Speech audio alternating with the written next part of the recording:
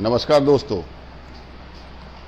उत्तराखंड अधीनस्थ सेवा चयन आयोग UKSSC जो आज चर्चाओं पर है, अप्रैल माह में मेरे पास कई युवा साथी एकत्रित होकर आए। हमारे बेरोजगार संगठन के अध्यक्ष बॉबी राठौर जी के साथ, बॉबी पवार जी के साथ, ठीक है, बॉबी पवार जी के साथ उन्होंने बताया कि ऐसे ऐसे एक बड़ा घोटाला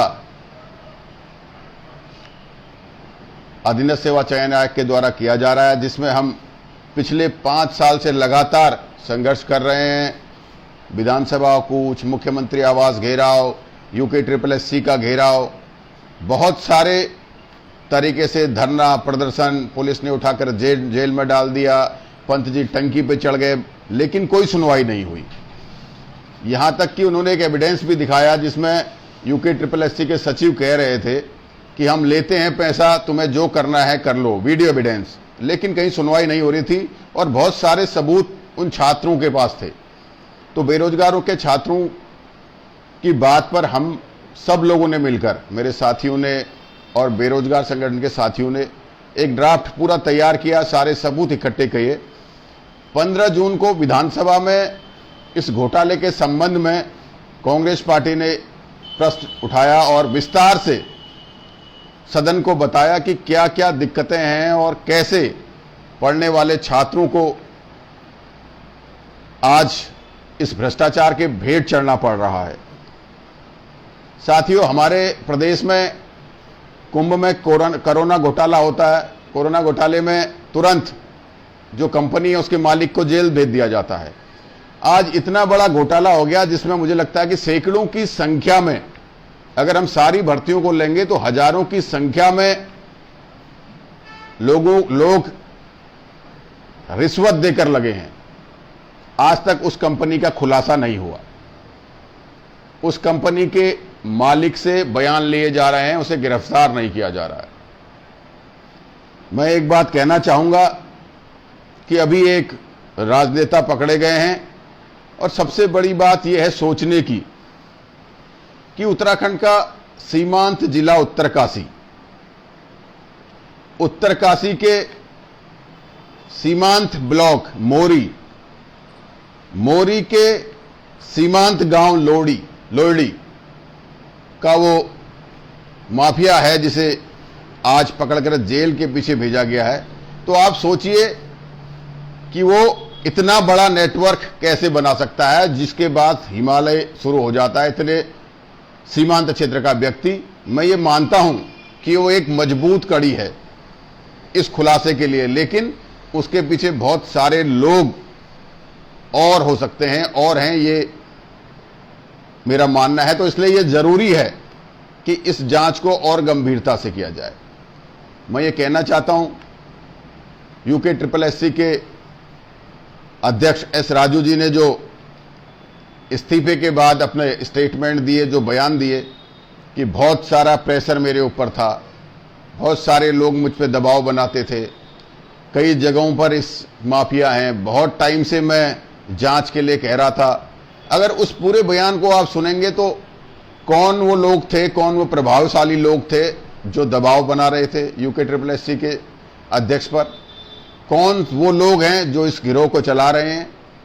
तो इसलिए ये और भी गंभीर हो जाता है।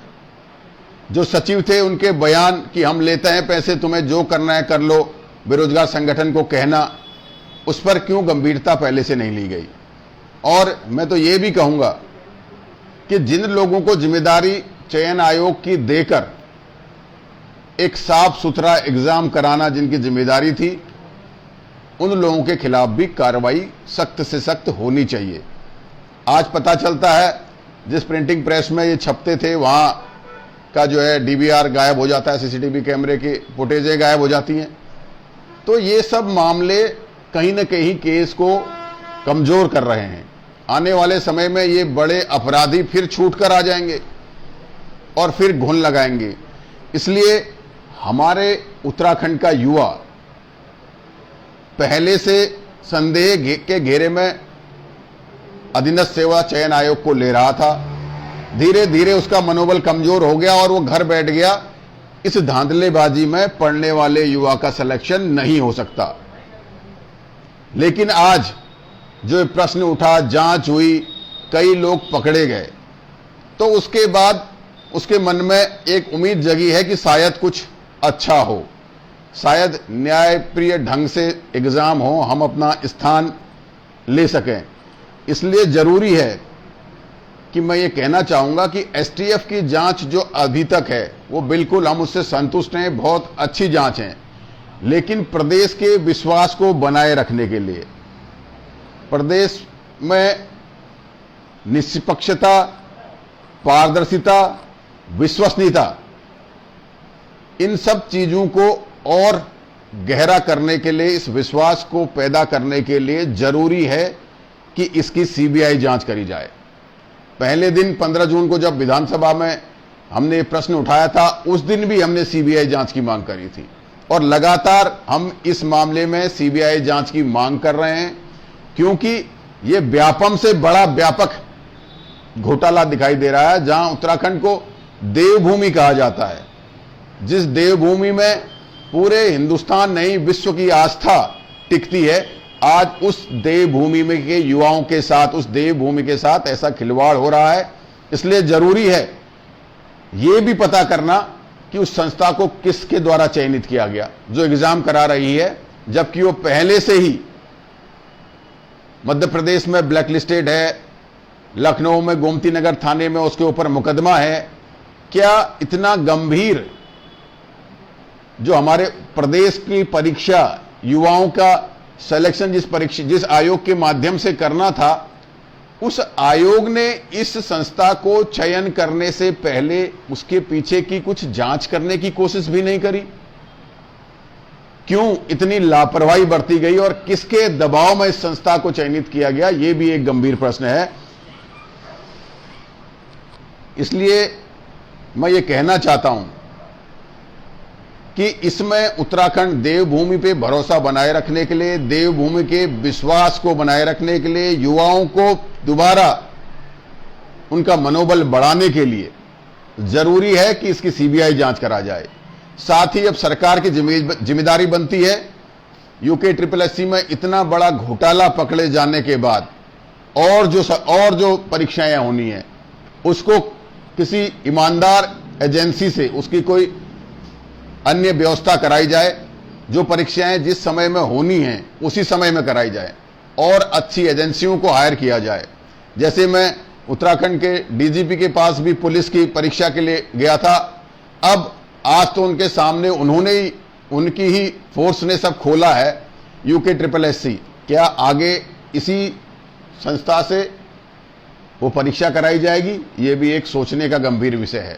या अन्य ईमानदार संस्थाएं लेकर युवाओं के भविष्य को सुरक्षित करने के लिए, उत्तराखंड के भविष्य को सुरक्षित करने के लिए, आने वाले समय में उत्तराखंड में भ्रष्टाचार कम करने के लिए और इतने ऐसे घोटालों को एक नजीर बनाने के लिए यह जरूरी है कि सीबीआई जांच की मांग करी जाए। मैं माननीय मुख्यमंत्री जी से पुनः निवेदन करूंगा कि आपका ये जो कदम था ये सराहनीय था, लेकिन ये कदम सफल तब होगा, इसके निर्णय और ये मील का पत्थर और ये एक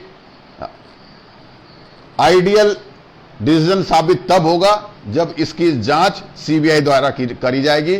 मैं पुनः आपसे निवेदन करता हूं कि उत्तराखंड के भविष्य के लिए और इसमें जितने भी बड़े बड़े प्रभावशाली लोग हों, सफेदपोश लोग हों, कर्मचारी हों, सचिवालय के कर्मचारी हों, अन्य कर्मचारी हों, जैसे जैसे पकड़े जा रहे हैं, उन प्रभावशाली लोगों को पकड़ने के लिए और विश्वास को और गहरा करने के लिए जरूरी है कि इसका पूरा ये केस तह तक खुले, जिसकी आप कोशिश भी कर रहे हैं। लेकिन उसके लिए जरूरी है कि सीबीआई को उसकी जांच दी जाए और एसटीएफ की अभी तक की जांच की हम सराहना करते हैं।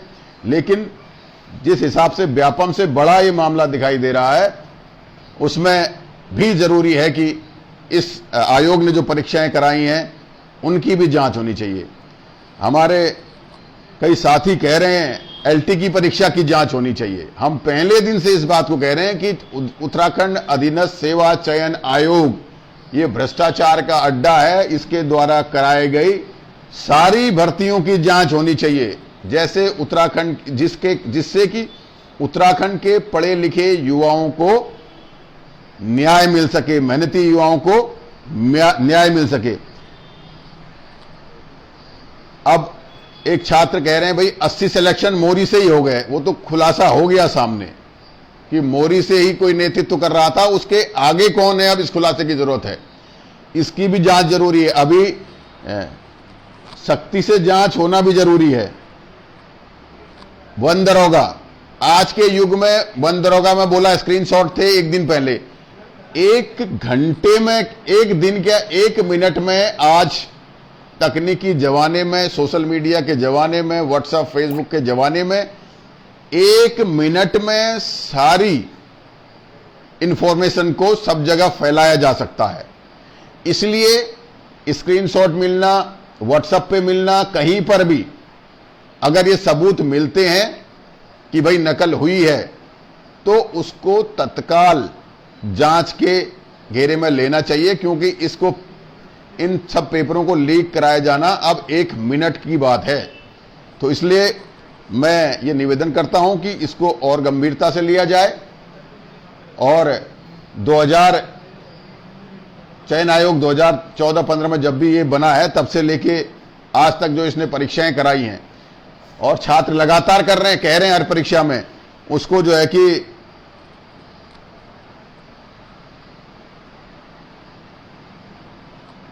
देखिए, मैं एक साथी ने पूछा है क्या भारतीय राष्ट्रीय कांग्रेस इस घोटाले को व्यापक स्तर पर जनता के बीच लेकर जाएगी? बिल्कुल लेकर जाएगी। हम वही काम कर रहे हैं, सोशल मीडिया के माध्यम से, मीडिया के माध्यम से, विधानसभा में उठाकर, विधानसभा में उठाने के बाद जिलेवार कई जिलों में प्रेस कर फिर उसके बाद सचिवालय का घेराव कर और आज भी जो जांच हो रही है उस जांच पर लगातार नजर गड़ाकर हम इस मामले को गंभीरता से ले रहे हैं। क्योंकि कहते हैं ना कि युवा प्रदेश का भविष्य है, देश का भविष्य है। अब जब युवा का ही भविष्य खतरे में आ गया, युवा का ही भविष्य भ्रष्टाचार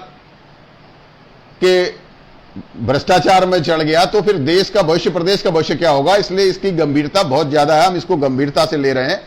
तो मैं आप सब लोगों से कहना चाहता हूं कि आप लोग अधिक से अधिक इसको शेयर भी कीजिए, अपने आप भी ये मांग उठाइए, जिस जिस भर्ती में घोटाला लगता है वो कहिए। और आप सबको भी ये कहने की जरूरत है कि ये मांग तब पूरी होगी जब इसकी सीबीआई की जांच कराई जाए।